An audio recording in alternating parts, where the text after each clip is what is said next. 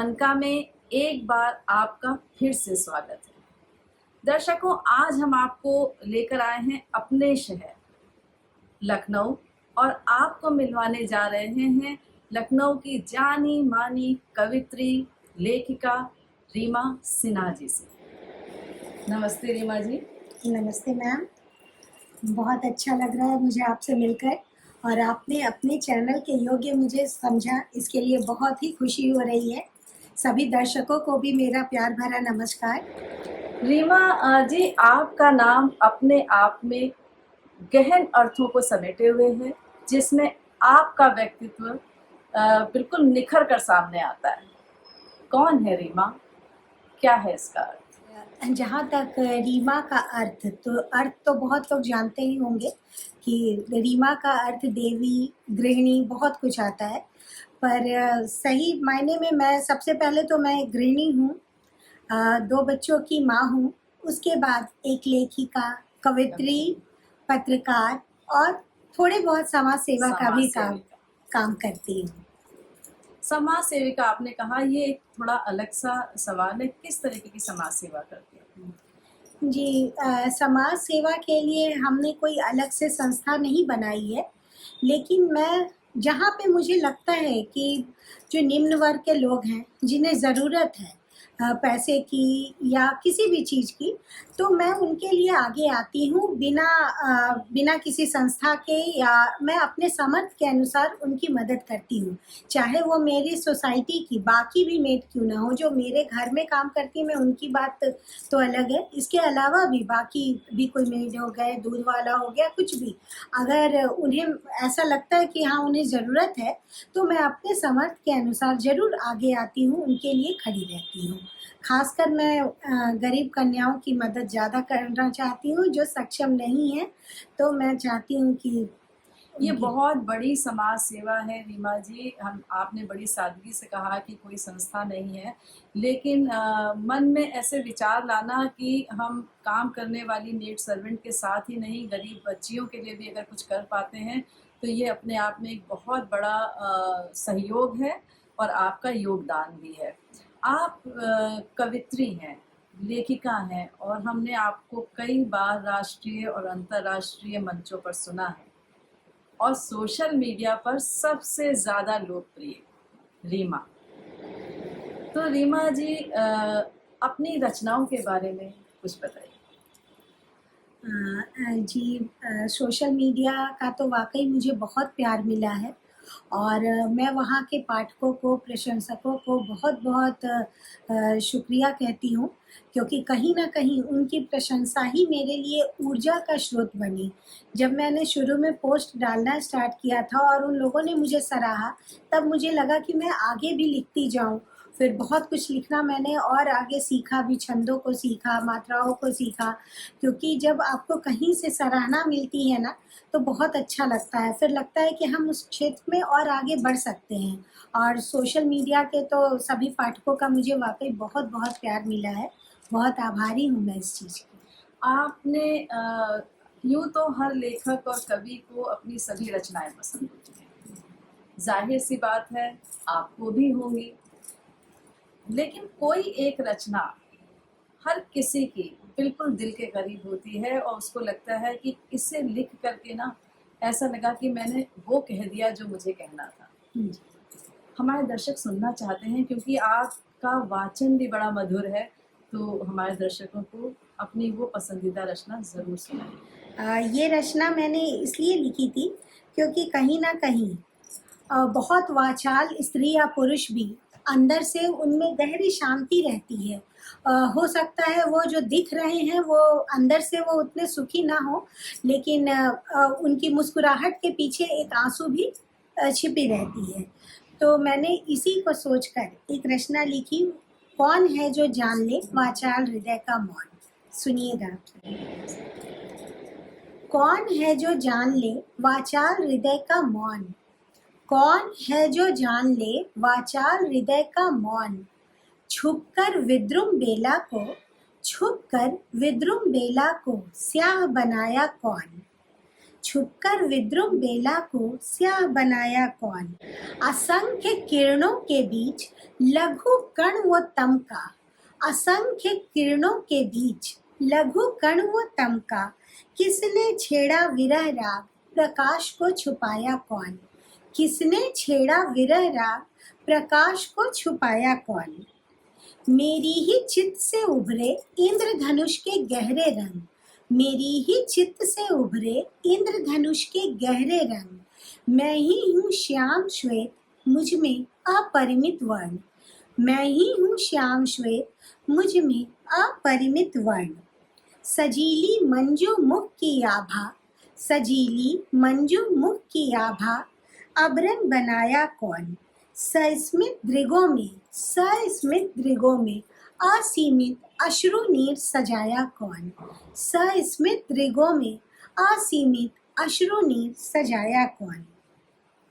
कामना के तृप्ति के मिस हर पल रही नदियाँ अतृप्त, क्योंकि कामनाएं कभी पूरी होती ही नहीं है, तो इस वजह से नदी की भी कामना रहती है, वो चाहे कितनी भी मीठी रहे सरल रहे, उसे समुंदर में जाना होता है, उसे क्षार बनने में ही उसे तृप्ति मिलती है।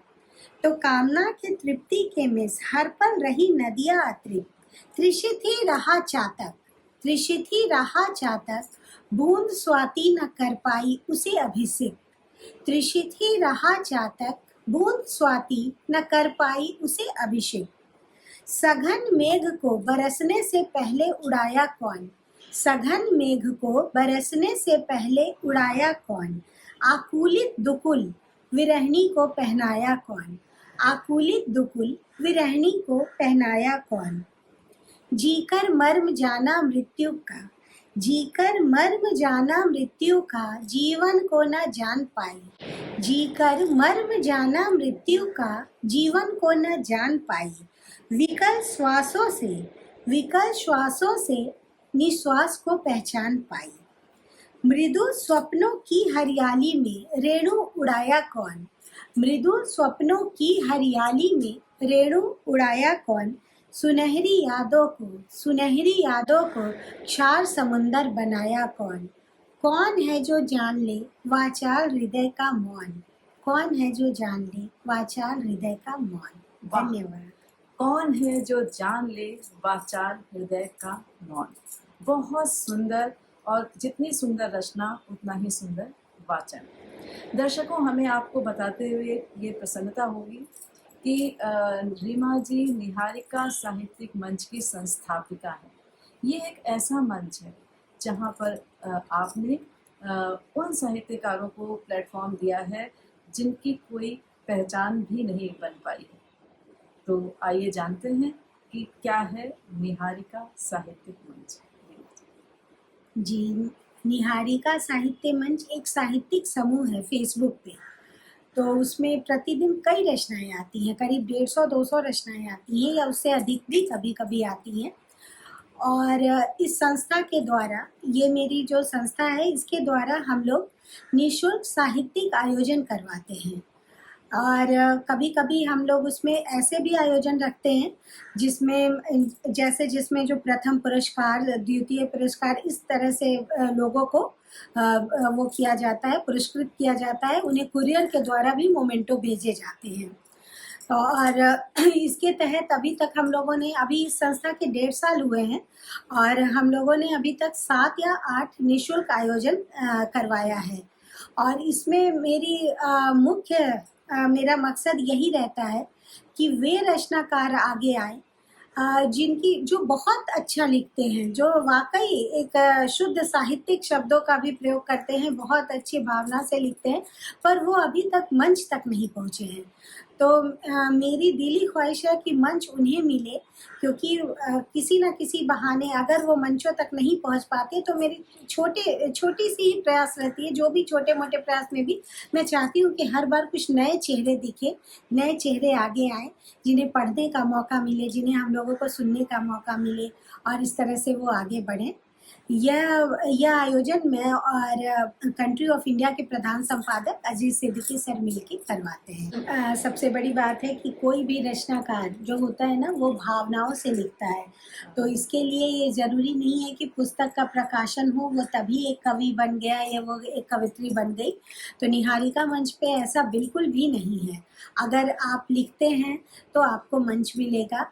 और कभी भी किताबों से मूल्यांकन नहीं करना चाहिए, क्योंकि आजकल कोई भी किताब छपवा लेता है, भले ही उस किताब की बिक्री ना हो, उसे पाठक पढ़ें या ना पढ़ें, लेकिन अब किताब छपवाना बहुत आसान हो गया है। लोग खुद से ही कई पब्लिकेशंस भी खुल गए हैं, तो लोग आराम से छपवा रहे हैं। इसलिए ये किताबों से मूल्यांकन करना कि वो एक बहुत अच्छा लेखक है, ये बहुत गलत तो बात है। दर्शकों, हमने आपके सवाल को रीमा जी के सामने उठाया है। अब अगर आप भी मंच पर आना चाहते हैं और आपकी कोई भी पुस्तक प्रकाशित नहीं हुई है, तो आप इस मंच पर आ सकते हैं। चलते चलते रीमा जी, हम ये जानना चाहेंगे कि आजकल बहुत ही नवोदित रचनाकार हैं और अच्छा लिख रहे हैं, उनके लिए कुछ कहना चाहेंगी?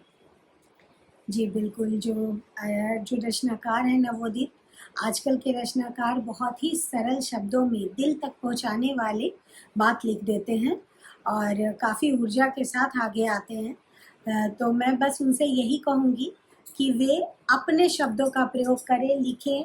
हाँ, वो पढ़ें, किताबें पढ़ें, अच्छे-अच्छे लेखकों को पढ़ें, उनसे ज्ञान प्राप्त करें, लेकिन शब्द और भावना उनकी अपनी रहनी चाहिए। ये नहीं कि कहीं से नकल करके बस वो ना लिखें, क्योंकि आजकल ये चीज़ भी बहुत ज़्यादा देखने को मिल रहा है। तो ये नहीं होना चाहिए। आप सीखें ज़रूर, लेकिन भावना आपके खुद की रहनी चाहिए। कहीं से कॉपी पेस्ट करके आप लेखक नहीं कहला सकते। ठीक है, आप किताबें छपवा सकते हैं चोरी के, लेकिन आपको अगर आगे आना है तो आप में अपनी ओरिजिनलिटी होनी बहुत ज़रूरी है।